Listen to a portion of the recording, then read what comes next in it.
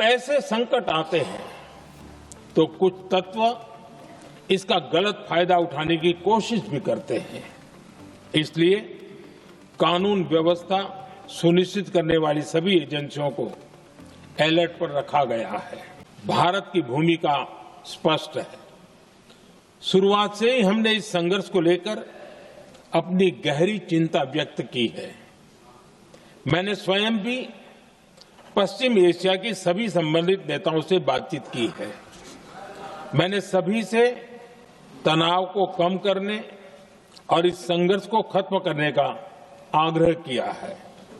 भारत ने नागरिकों, एनर्जी और ट्रांसपोर्ट से जुड़े इंफ्रास्ट्रक्चर पर हमलों का विरोध किया है।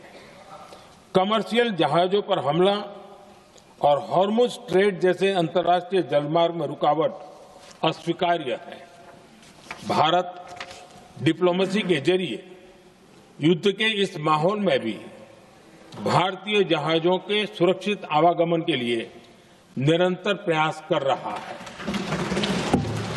अध्यक्ष महोदय, भारत हमेशा से ही मानवता के हित में और शांति के पक्ष में अपनी आवाज उठाता रहा है।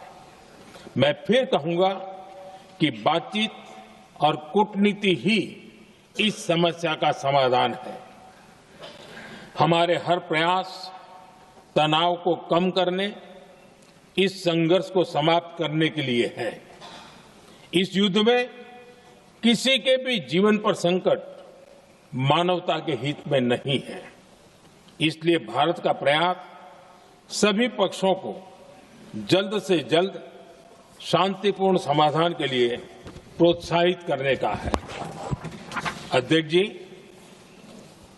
जब ऐसे संकट आते हैं तो कुछ तत्व इसका गलत फायदा उठाने की कोशिश भी करते हैं।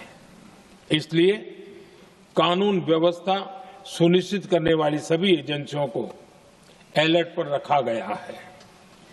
कोस्टल सिक्योरिटी हो, बॉर्डर सिक्योरिटी हो, साइबर सिक्योरिटी हो, स्ट्रेटेजिक इंस्टॉलेशंस हो, सबकी सुरक्षा को और मजबूत किया जा रहा है। अध्यक्ष जी, इस युद्ध के कारण दुनिया में जो कठिन हालात बने हैं, उनका प्रभाव लंबे समय तक बने रहने की आशंका है। इसलिए हमें तैयार रहना होगा, हमें एकजुट रहना होगा।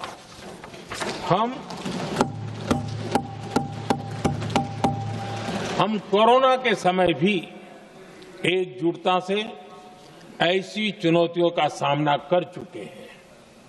अब हमें फिर से उसी तरह तैयार रहने की आवश्यकता है।